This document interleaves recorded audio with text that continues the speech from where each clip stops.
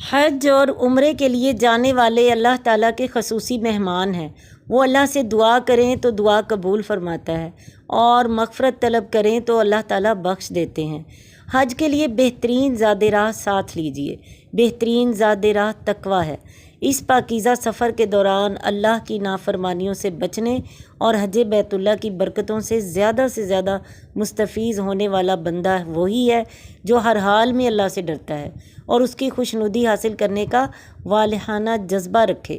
قرآن مجید میں ہے وَتَزَوَّدُوا فَإِنَّ خَيْرَ الزَّادِ التَّقْوَىٰ، اور سفر حج کے لیے زاد راہ ساتھ لو، اور سب سے بہتر زاد راہ اللہ تعالیٰ کا تقویٰ ہے۔ حج کا ارادہ کرتے ہی حج کے لیے ذہنی یکسوئی اور تیاری شروع کر دیجیے۔ حج کی تاریخ کو تازہ کیجیے اور حج کے ایک ایک رکن کی حقیقت پر غور کیجیے، اور اللہ کا دین حج کے ان ارکان کے ذریعے بندہ مومن کے دل میں جو جذبات پیدا کرنا چاہتا ہے انہیں سمجھنے کی کوشش کیجیے، اور پھر ایک باشعور مومن کی طرح پورے شعور کے ساتھ حج کے ارکان ادا کر کے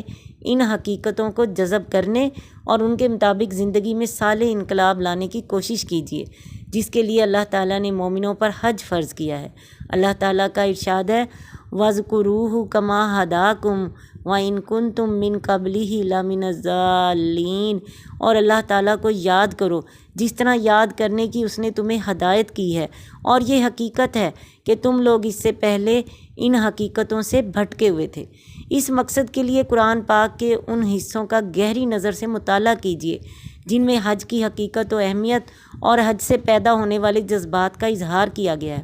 اور ان کے لیے احادیث رسول صلی اللہ علیہ وسلم اور ان کتابوں کا مطالعہ مفید رہے گا جن میں حج کی تاریخ اور حج کے ارکان کی حقیقت پر گفتگو کی گئی ہو۔